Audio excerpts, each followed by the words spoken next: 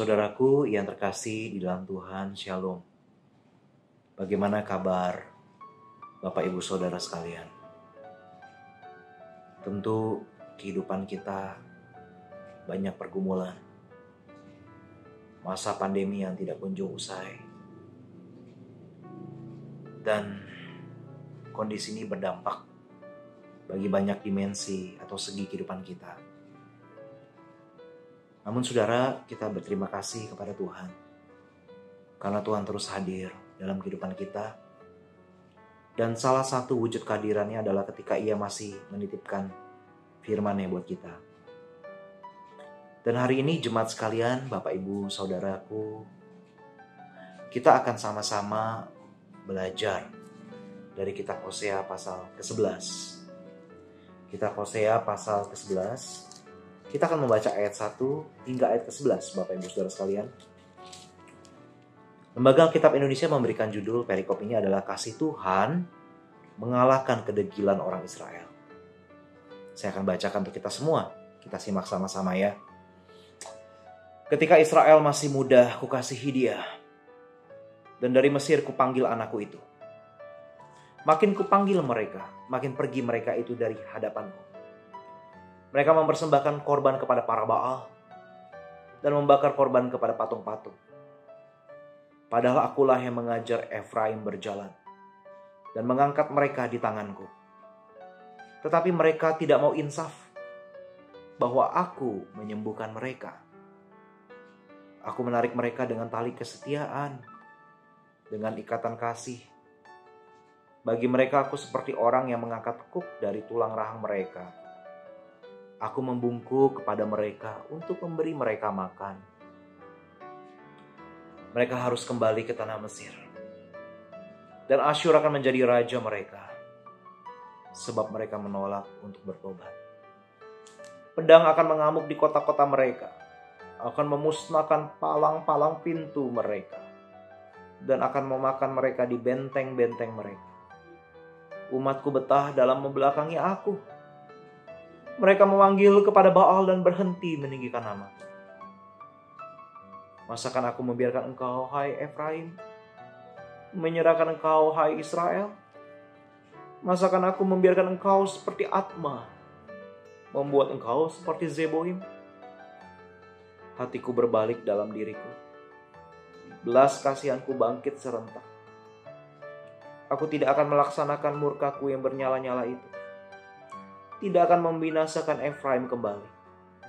Sebab aku ini Allah dan bukan manusia, yang kudus di tengah-tengahmu, dan aku tidak datang untuk menghanguskan. Mereka akan mengikuti Tuhan. Ia akan mengaum seperti singa. Sungguh ia akan mengaum. Maka anak-anak akan datang dengan gemetar dari barat. Seperti burung dengan gemetar datang dari Mesir. Dan seperti merpati dari tanah Asyur. Lalu aku akan menempatkan mereka lagi di rumah-rumah mereka. Demikianlah firman Tuhan. Mari Bapak Ibu Saudara sekalian kita berdoa. Kita minta pimpinan pertolongan Tuhan sekali lagi. Bapa Surgawi, kami menyerahkan waktu pemberitaan, pembelajaran, perenungan firman ini ke dalam tangan-Mu saja. Tuhan, siapkan hati kami yang lemah ini. Siapkan diri kami. Sehingga firman Tuhan yang diuraikan, yang ditaburkan tidak sia-sia. Hamba-Mu yang memberitakan Tuhan tolong. Dan juga jemaat Tuhan yang mendengarkan dimanapun mereka berada saat ini. Anak-anak-Mu yang mendengarkan firman Tuhan. Tuhan juga berkati mereka. Kiranya Allah Roh Kudus bekerja di tengah kami secara leluasa. Demi Kristus Yesus Tuhan kami hidup, kami berdoa dan berserah. Amin. Saudara yang terkasih dalam Tuhan, dalam kehidupan kita di tengah dunia ini sudah wajar dan lumrah kalau kita menemukan kasih yang sifatnya transaksional. Misalnya kita baru mengasihi seseorang atau seorang subjek yang dengannya kita berhadapan. Kalau subjek atau orang tersebut menyenangkan kita, baik pada kita, memenuhi tuntutan dan ekspektasi kita sehingga kita merasa nyaman, senang. Nah, karena itu barulah kita memberikan kasih, membalas kasih kepada subjek atau orang tersebut. Saudara, itu adalah kasih yang transaksional. Kasih yang lumrah ditemukan di tengah relasi antar umat manusia. Kasih yang saling menguntungkan.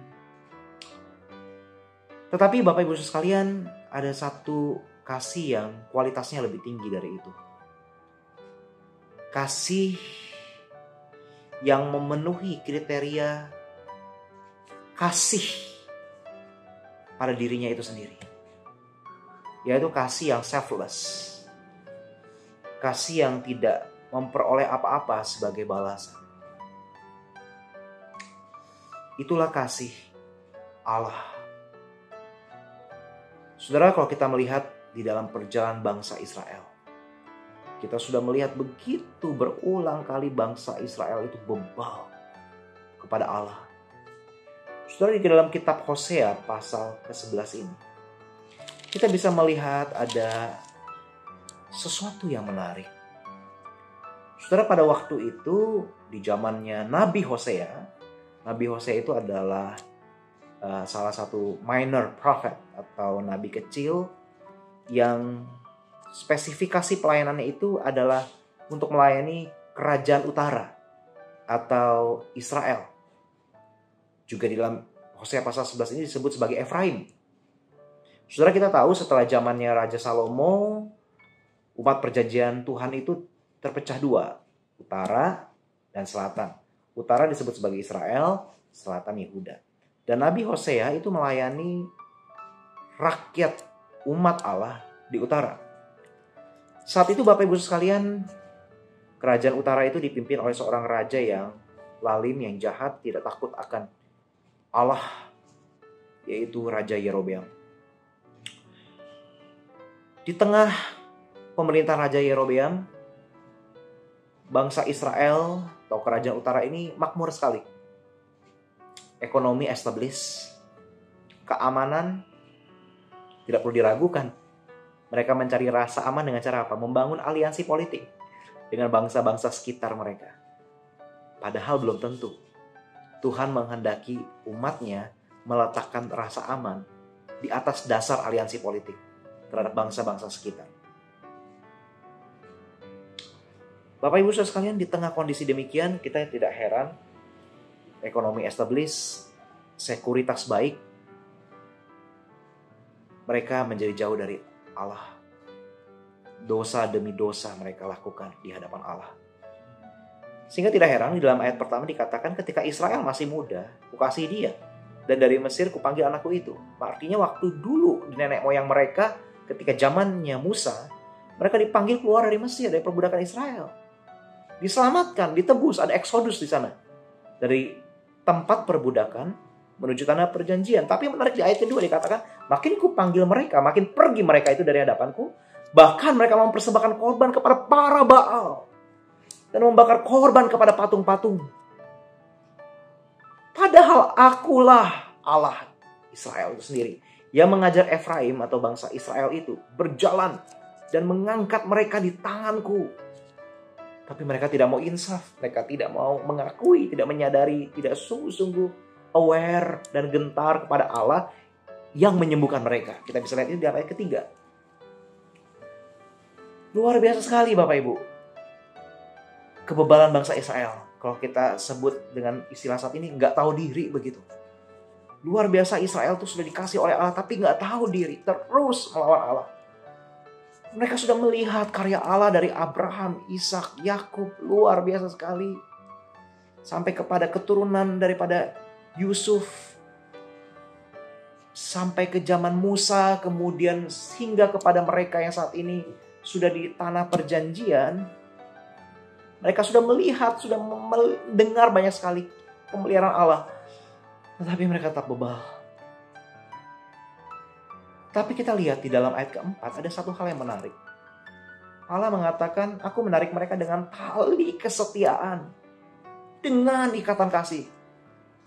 Bagi mereka aku seperti orang yang mengangkat kuk dari tulang rahang mereka. Aku membungkuk kepada mereka untuk memberi mereka makan. Kita bisa melihat di sini ada suatu kasih Bapa yang luar biasa. Menarik mereka, mengangkat mereka, membungkuk kepada mereka. Saudara, wow, betapa besarnya kasih Allah kepada mereka. Seperti seorang Bapa yang menarik, mengangkat, membungkuk. Saudara, kita bisa melihat di sini betul. Bagi kita yang mendengarkan firman Tuhan ini, kasih Bapa Surgawi adalah kasih yang sempurna. Di dalam Kristus Yesus. Dan dengan naungan daripada Allah Roh Kudus, kita boleh menemukan kasih yang sejati itu. Saudara, siapakah kita? Sehingga kita bisa melihat kesetiaan Allah yang begitu besar, melampaui ketidaksetiaan kita. Dan kesetiaan Allah itu kita alami dalam hidup kita. Siapakah kita? Bukankah kalau kita melihat bangsa Israel ini menjadi satu cerminan diri kita? Berulang kali Allah mengasihi kita, tapi berulang kali kita bebal. Berulang kali Allah memelihara hidup kita luar biasa, tapi berulang kali kita tidak menyandarkan hidup kita kepadanya. Kita hidup semau-maunya. Tapi saudara, kita bisa melihat benar seperti apa yang pernah dituliskan oleh Paulus di dalam suratnya kepada jemaat di Efesus. Betapa panjang, lebar, dalam, dan tingginya kasih Kristus itu dicurahkan kepada kita. Saudara, ini menjadi satu penghiburan buat kita. Bahwa ada kasih yang sempurna, yang selalu tersedia bagi kita tanpa syarat. Ketika kita masih seteru Allah, kita telah diperdamaikan. Dan ketika kita sudah menjadi anak Allah, kita hidup berulang kali jatuh. Allah tetap setia memelihara kita di dalam tangannya. Saudara, bukan berarti ketika kita melawan Allah, tidak ada punishment, tidak ada disiplin dari Allah. Kalau kita lihat di dalam ayat ke-5 dan 6, kita bisa melihat di sini ada suatu nubuatan bahwa mereka harus kembali ke tanah Mesir dan Asyur akan menjadi raja mereka sebab mereka menolak untuk bertobat. Pedang akan mengamuk, akan memusnahkan palang-palang pintu, memakan mereka dan lain sebagainya. Saudara, tetap kita bisa melihat nubuatan ini tergenapi. Pada akhirnya bangsa Israel ditaklukkan oleh bangsa Asyur. Kita juga bisa melihat nanti kelak ada bangsa Babel, Media Persia, kemudian juga hingga Romawi. Terus ada bangsa-bangsa yang menghancurkan mereka. Tetapi yang menghancurkan mereka itu bukan untuk membinasakan mereka, tetapi justru untuk memurnikan mereka. Dan yang menarik Bapak Ibu, ketika hukuman itu pun mau diberikan kepada mereka, Allah terlebih dahulu berkata, masakan aku membiarkan engkau, hai Efraim atau Israel Utara itu. Masakan aku menyerahkan engkau, masakan aku membiarkan engkau seperti Atma dan Zeboim. Atma dan Zeboim ini adalah kota yang dekat dengan Sodom dan Gomora yang ikut dihancurkan pada zaman nenek moyang mereka. Dikatakan, hatiku berbalik dalam diriku, belas kasihanku bangkit serentak. Aku tidak akan melaksanakan murkaku, aku tidak akan membinasakan Efraim, sebab aku ini Allah bukan manusia. Aku tidak datang untuk menghanguskan. Wow, luar biasa Bapak Ibu. Ketika mau punishment itu diberikan, Allah sudah berjanji bahwa aku tidak akan membinasakan engkau. Ada tangan kasih yang luar biasa diberikan kepada umat. Saudara, sebagai aplikasi sederhana buat kita, sudahkah kita melihat kehidupan kita? Betapa banyak Bapak Ibu Saudara sekalian mungkin kita menyesali. Banyak dosa-dosa pelanggaran, hidup kita sudah berantakan saat ini. Karena pelanggaran kita, kebebalan hati kita. Ini berdampak terhadap keluarga, terhadap bisnis kita, terhadap relasi kita dengan orang-orang sekitar kita. Kita melihat hidup ini sudah, Tuhan apakah ini penghukuman daripada engkau? Kita bertanya seperti itu, wajar-wajar saja kita bertanya seperti itu. Tetapi saudara, kita diingatkan kembali, ada Allah yang tidak mau membiarkan dan tidak mau membinasakan kita. Hatinya selalu tersedia bagi kita. Dia terus membangkitkan belas kasihannya kepada kita. Saudara, kembalilah kepada Tuhan. Kembalilah kepada Tuhan. Dia tidak pernah menghanguskan kita. Dia tidak pernah mau membinasakan kita. Kasih-Nya selalu tersedia bagi kita. Apakah engkau merasa tidak mungkin Allah mau mengasihi? Aku sudah berulang kali jatuh, aku sudah mengecewakan sedemikian rupa. Saudara, firman Tuhan berkata, firman Tuhan sudah menguraikan kepada kita. Dia adalah kasih itu sendiri.